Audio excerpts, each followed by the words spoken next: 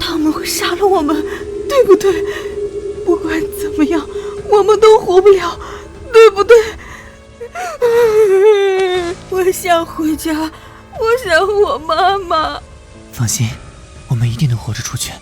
只要逃出这片树林报警，警察叔叔会救我们的。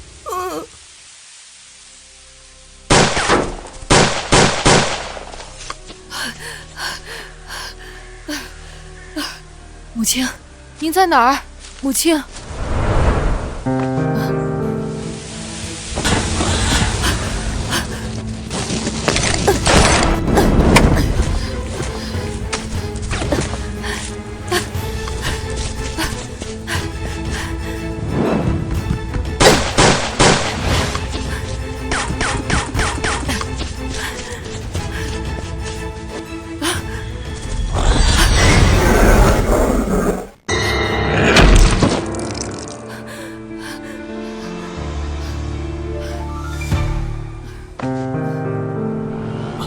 那边是什么声音？是野猪吗？这个小东西是我的了！我是有面具的人，你们敢对我开枪，就是破坏了规则。这里的所有人都会与你为敌。居然除了将军的孙子，还有其他小孩，到底是谁带来的？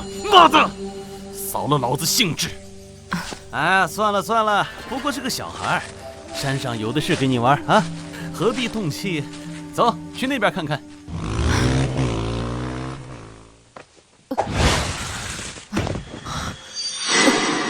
我们的衣服不一样，你受伤了吗？他看到我的脸了，我没事。你也是被抓来的吗？虽然母亲没说抓到猎物之后究竟可以做什么，但以他以往的行事风格，恐怕不会让他们活着走出去。况且安迪已经知道我的真实身份，更不可能让他出去泄露这里的秘密。不是，他是一个必须死的人，但他救了我，该怎么办呢？我跟他们一样，是猎人。啊！你跟他们不一样，你还是个孩子，他们这么做是违法的。母亲说过，人在危险面前都只能保全自己，谁都不例外。法律管得了你，就不会被抓到这里来了。你最好快点跑，要是那些人发现野猪不是我用枪打死的，一定会找回来。我们跑不了，就算跑得再快，也比不过他们的车子。况且我的腿受了伤，除非我们抢了他的枪和面具，也许还有机会活下来。刚才他只是给他们展示了一下面具，他们就走了。这说明只要有面具就可以。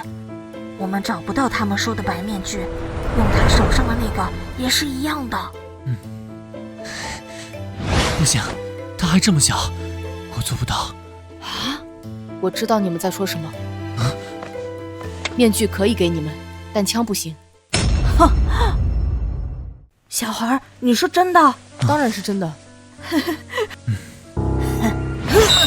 把枪给我！你留着它也没有用！你个大骗子！快把枪给我！我们都要死了，你还假惺惺装什么？这不是装，我只是做我该做的事。即便一个人一无所有，被欺骗，被侵害，依然要有良知。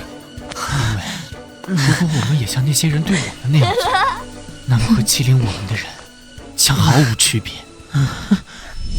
这是我爸爸告诉我的。我无法理解他的话，这和我的世界背道而驰，但他有种让我相信这些话是真的的力量。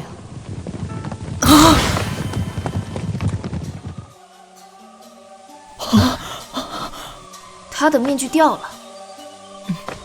按照规矩，你要为自己的失误付出代价。这两个人之中，你选择一个吧。什么意思？我明白了。等等，我拿到了面具，按规矩应该放了我。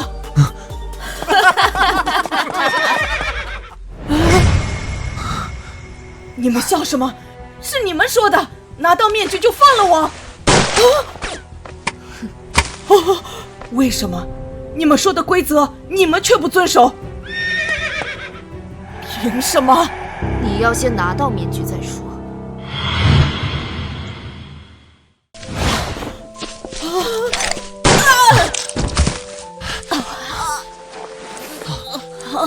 别管面具了，都是骗人的。那又怎么样？我们有的选吗？还有别的办法吗？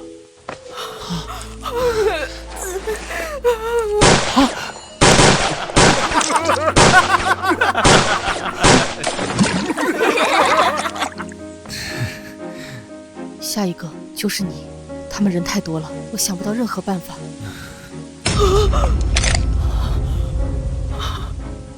我就说我们出不去了吗？不要看，就算你杀了我，你跟他们也不一样。到你动手了。等等，是您要我带他进来的，但您没说要让他杀人，他还是个孩子，这样做太失礼了。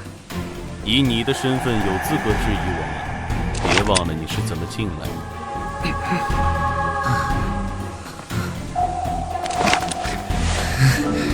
这是唯一的办法，我相信你。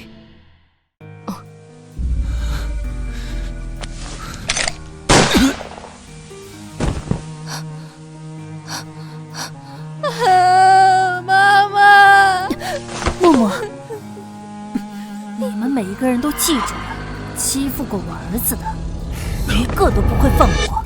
将军，这女人太不守规矩了，居然敢恐吓我们，那就让她动手吧。走不走吧？妈妈，我想回家，我们快走吧。小孩，你过来。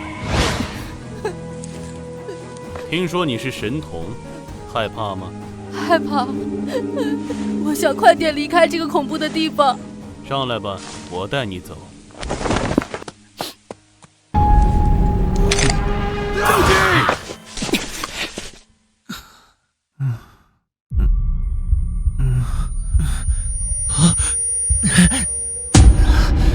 好久不见，太先生，感觉怎么样？你给我打了什么？可以帮你想起很多事的好东西。还记得我吗？